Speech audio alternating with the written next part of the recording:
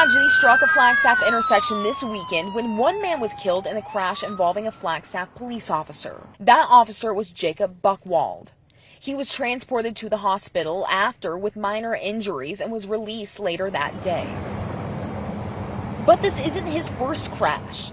According to Flagstaff Police, on June 28th of last year, Officer Buckwald was on duty when he experienced a medical emergency and was involved in a crash near Route 66 and 4th Street. The other person involved in that crash, Dustin Royal, filed a federal lawsuit against Officer Buckwald in the city of Flagstaff. The lawsuit claims Buckwald was going 70 miles per hour in a 35 per hour zone when he rear-ended Royal.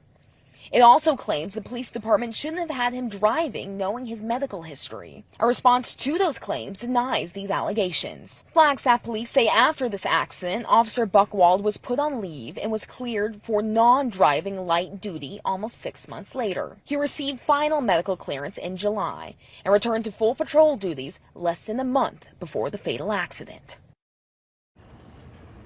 And Flagstaff police say they are not releasing the name of the man who was killed this weekend as the family is asking for privacy right now. Live in Flagstaff, Mason Carroll.